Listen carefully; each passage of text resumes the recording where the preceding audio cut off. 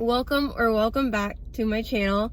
Today I am in search of free little libraries, and so I've always heard about the libraries, that they're always like in these, I know that they can be found in like little neighborhoods, and they're just kind of spread out amongst everything, like everywhere. And so I was kind of curious, it's like, where are some of these local libraries located? Do I have any near me? And so I thought it would be a cool thing to kind of go around my area and see what kind of local libraries I can find. And so I've got a little bit of time that I can do this kind of in between work and home, like kind of like a mosey my way home by looking for some local little libraries. And I wanted to bring y'all along with me. So, pardon the nails. The Valentine's Day ones are coming off. So if you are in the look for a little library, I did find that there is an app for them, which is what I'm going to be using for to locate the libraries that I'm gonna be going to. Now, my phone is my camera and my GPS. So I am going to have to stop my video for the drives over to the libraries, and then I will take you with me on seeing what we can find inside. So let's see. I'm so excited for this, guys, because I haven't done an on haul, so I'm not putting any books in, but I'm curious to see what some of these libraries like have inside for those who are looking for books. So let's go look. All right, so I have found little library number 1. Let's go see what they've got.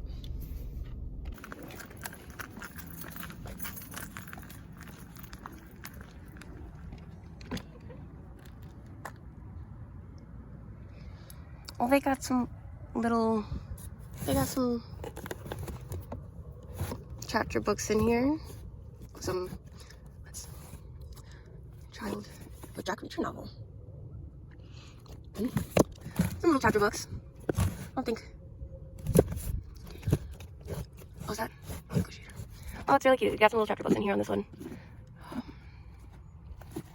Things about jellyfish. Oh, that's so cute.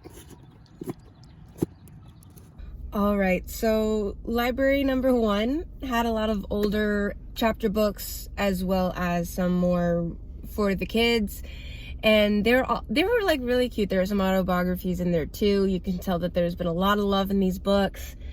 I didn't quite find anything that I was looking for, but I do love the idea of these just being around for anybody to find. It's amazing. And so I know that there's another one nearby. Let's see what else we can find. All right, I found library number 2, and this one's really sweet. It's in with a little gazebo. It's really cute. I'm excited to check this one out. Yay! All right. Oh, we got a full one here. The exchange. Oh, we got kind of everything. Oh, this is like awesome. I'm actually gonna take a second to go through this, and then I'll share with you what I find. All right, so that little library was so nice. Like, it ranged in books. It had like little kid books. It had like your teen chapter books, as well as some more for adults. And I actually ended up finding 3 books in there that I want to check out. And so it was really cool. So the first one I found is called The Lost Mother by Mary McGarry Morris. And the back of it says, it's the Great Depression. Abandoned by his beautiful wife, Henry and his 2 young children, Thomas and Margaret, spend the summer in a tent on the edge of the Black Pond.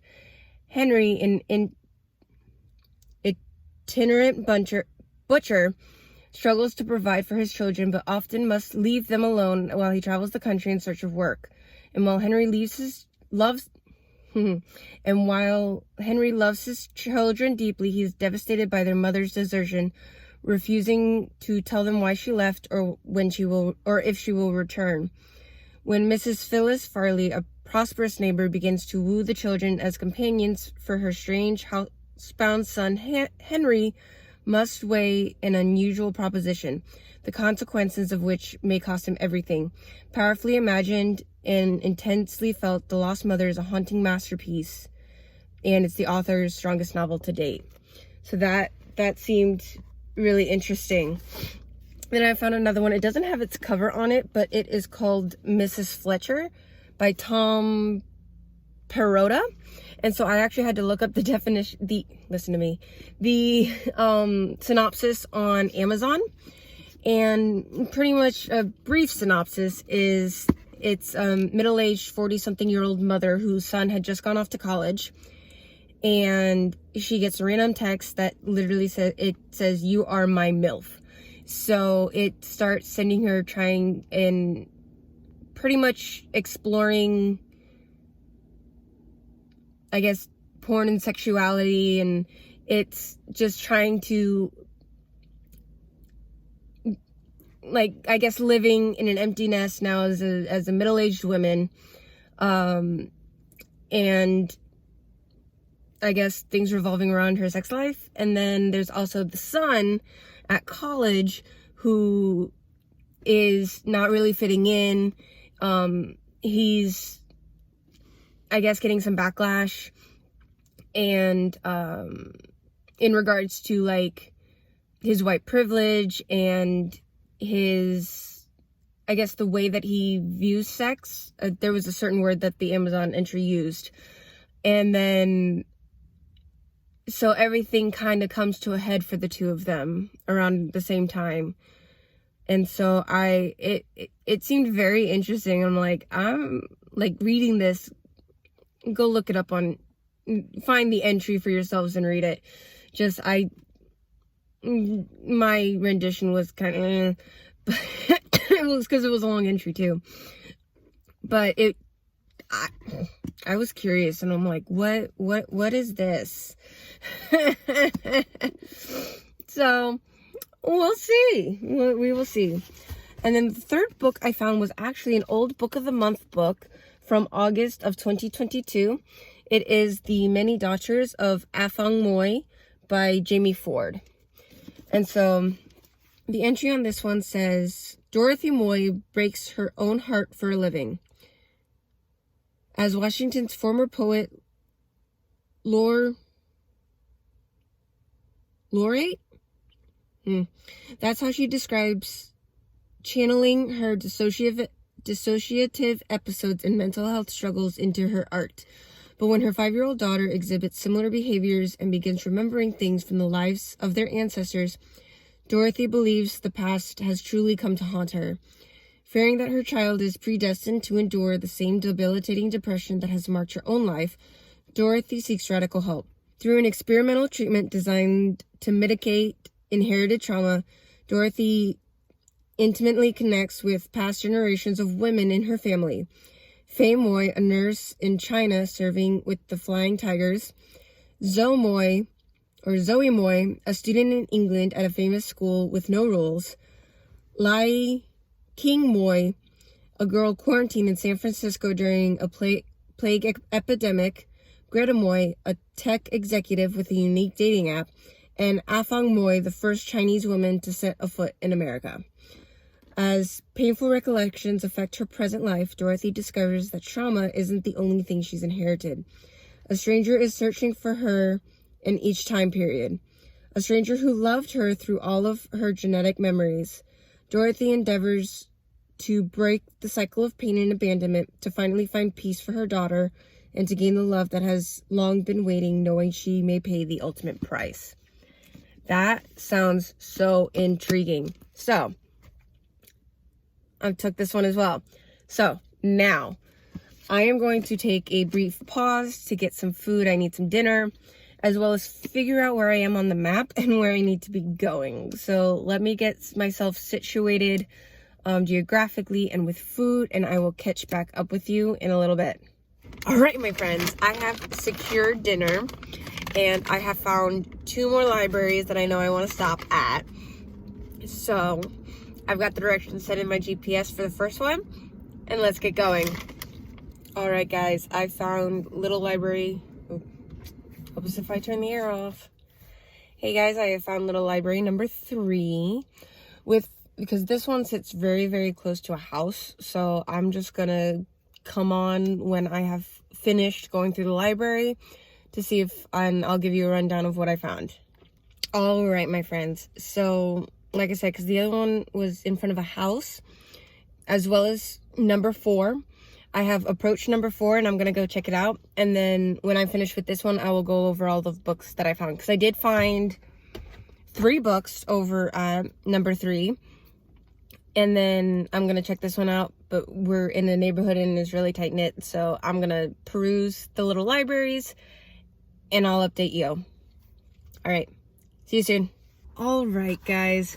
So between libraries 3 and 4, I found 4 books that actually looked interesting.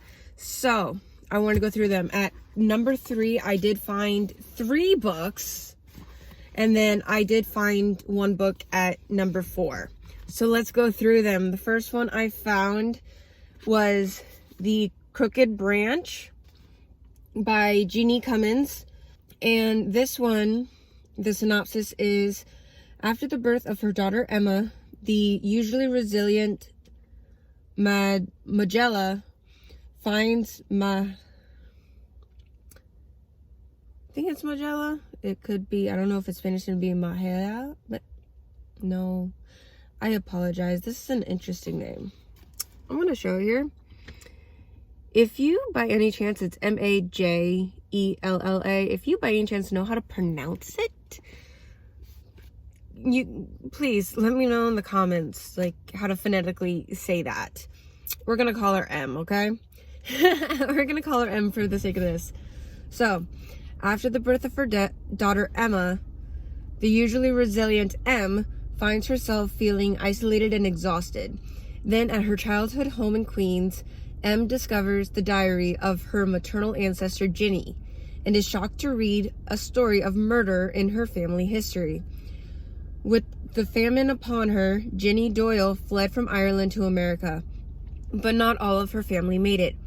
What happened during those harrowing years, and why does Ginny call herself a killer? Is M genetically fated to be a bad mother despite the fierce tenderness she feels for her baby? Determined to uncover the truth of her heritage and her own identity, M sets out to explore Ginny's past and discover surprising truths about her family and ultimately herself. So I found that really, really neat.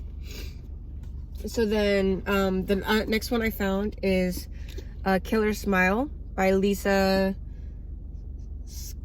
Scottoline. And this one just was pleasing, just the fact that it's called Killer Smile. I'm like, what is this? So it says, everybody around lawyer Mary DiNunzio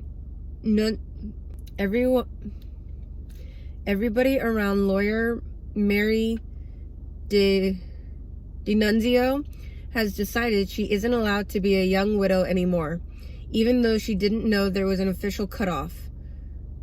They're all trying to fix her up, her South Philly Italian parents, her best friend Judy Carrier, even the office security guard. All Mary wants to do is immerse herself in a case everybody else calls the History Channel, a pro bono representation of the Brandolini estate. The roots of the matter sink deep into the past when Matteo Brandolini emigrates to Philadelphia, started a family, and built up a small fishing business. At the outbreak of World War II, Brandolini was arrested by the FBI as part of a mass internment of Italian Americans and was sent to a camp in Montana, where he eventually committed suicide. Now, more than 60 years later, his son's estate hires Mary to sue for reparations. We're going to go with that. Mary vows to vindicate Matteo, even though it won't be easy. With only a lock of hair, an old wallet, and a sheet of paper filled with old doodles to go on, the tenacious lawyer begins to research the case, but finds instead instead puzzling new questions. Someone doesn't want Mary to find the truth, and before long, her life is threatened. Suddenly, the quiet, squeaky clean, good girl who's never left Mercer Street is risking life and limb to finger a killer and lay a beloved ghost to rest. That seemed really, really interesting, so I picked it up. And then book number 3 I found there is called Auntie Poldy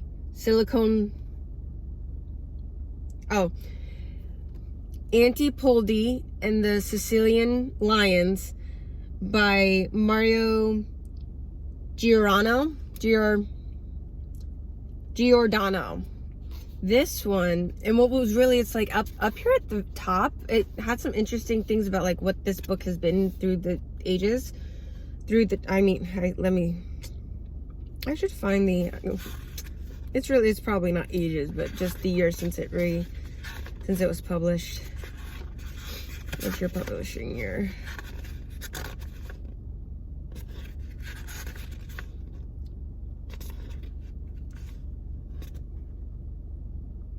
$2015, so not that long ago. But over the years, it has been an Indie Next pick, a Barnes & Noble Discovery pick, a Costco staff pick, and an Amazon Best Book of the Month.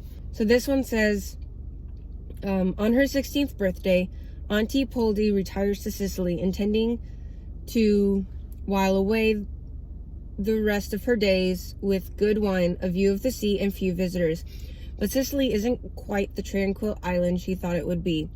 When her handsome young handyman goes missing and is discovered murdered, she can't help but ask questions. Soon, there's an investigation, a smoldering police inspector, a romantic entanglement, one false lead after another, a rooftop showdown, and finally, of course, Poldy herself. Slightly tousled, but still perfectly poised. This masterly treat will transport you to the rocky shores of Tor Archirafi, to a Sicily full of quirky characters, scorching days, and velvety nights, alongside a protagonist who's as fiery as the Sicilian sun. Like, that seems really, really cute, and it's like, I feel like this is going to end up being like a lot of action and a bunch of like, I feel like a lot's going to happen and it's going to be like amazing. And dude, I just saw at the very top of it, it says on her 60th birthday, not her 16th.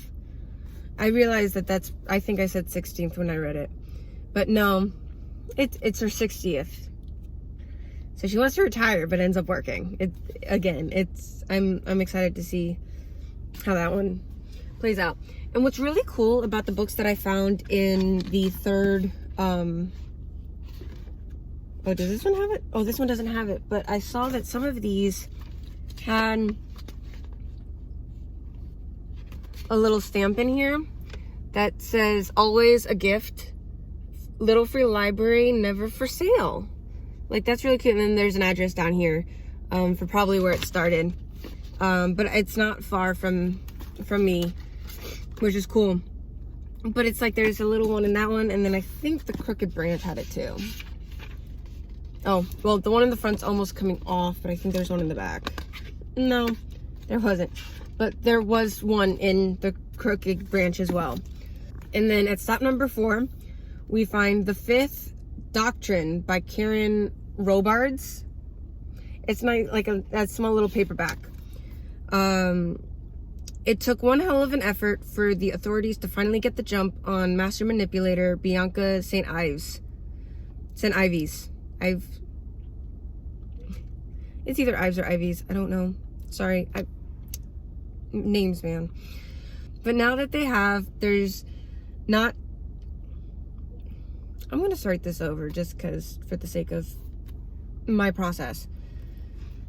It took one hell of an effort for the authorities to finally get the jump on master manipulator Bianca. But now that they have, they're not taking her in. Instead, they offer her a one-shot deal that would allow Bianca to walk away scot-free. And all she has to do is run one last mission. The king, the kind she might never return from. But if Bianca wants her normal life back, it's not like she has a choice. An intelligence operation is already underway in North Korea. One that's poised to end the threat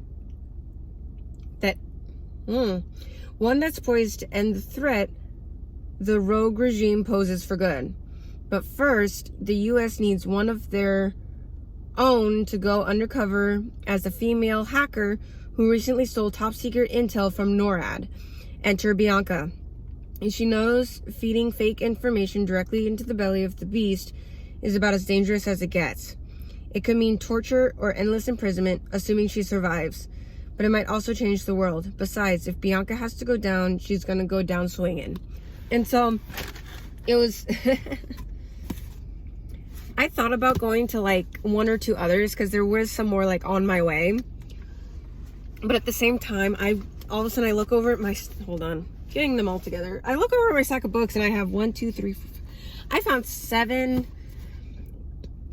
I found 7 books across 4 little libraries. Like, look at this.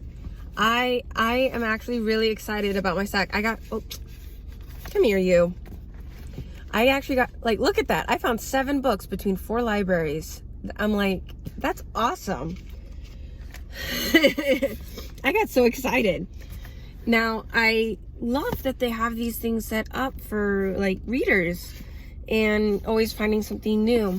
The other thing that I realized that I enjoy about it is that there's only a small selection of books. It's whatever can fit in that library. And in all honesty, I'm the kind of person that needs a smaller selection. That's also why I was doing Book of the Month. I think my February payment's going to come out soon. So, well, in preparation for March. And so it makes it very much easier and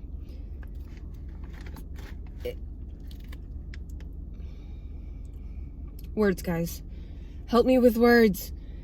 It's easier, it's less stressful to have just a smaller selection that you're only limited to like this much, however much the box can hold. And which is also why I like Book of the Month. And so when I actually found a Book of the Month option, I got really excited. And I do apologize for the lighting change. The sun is going down. Obviously, I'm still sitting in my car, so the sun's going away because it's beginning of evening. But also, if I turn the light on, for the rest of my time, I guess I'll keep that on, just so at least you can see me a little bit. But having just that small selection to look through, in all honesty, again, first of all, I thought this was going to be a total, non-successful adventure. And I thought I was going to end up coming out and saying, I didn't find anything. And honestly, if I didn't find anything, I would have postponed the video for another time and done it eventually until I found books. But the fact that I found 7 books that I was interested in across 4 libraries, that's pretty darn awesome, if I do say so myself. I have no idea where I'm going to put these with my other books, but knowing that somebody read a book, they decided they didn't want to just simply give it away to Goodwill or whatever, those other stores where it can be sold, but in a free little library to where people can just come and peruse and take what they want and leave what they want. There's no again, words. It's there for you. And there's no requirements or anything to read from these libraries, which is what I find so cool about them. And so I thought about, when I got the first 3 books, I thought about doing a vlog, reading some of the books that I have accumulated through the little libraries. Let me know in the comments if you would like that from me. And one of my monthly TBRs I can just do a month of little library books that I have accumulated. I may just do it anyway because that sounds like fun. So anyway, yeah, this was a fun, like, honestly, I called it an adventure earlier. It really was a little adventure trying to, like, go and find them all and be perusing the books and seeing what they had. And it was just really, really cool because also they all ranged in age. Actually, number 3 ended up having like 2 boxes. They had one of like all the little kids books, and then they had another taller one that had all the like the chapter books and stuff for your teens and your adults, which was really cute. And so I really hope that you enjoyed coming on this little adventure with me. Let me know if you have any thoughts or comments on the books that I've accumulated. And if you would love to see a reading vlog for me reading the books that I have found through Little Library. And I'm so excited to check these out because these are books that I wouldn't have, honestly, probably none of them. Yeah, like if I was perusing through a bookstore, I wouldn't naturally think to pick any of these up, but the fact that it was like in this little area, it allowed me to actually pull it out and look through it and take the time to see would I enjoy this. And so that made me really happy that I could find some books in a little library to add to my collection. And hopefully when I get to a time when I need to unhaul some books, I can donate to the little library later down the line after I said, if I ever, I'm having more issues with words, guys, bear with me. But just, yeah, I love the idea of just being around the community and having little things like this. It's really fun finding them too. All right, so again, hope you enjoyed, and I shall see y'all next time. All right, bye.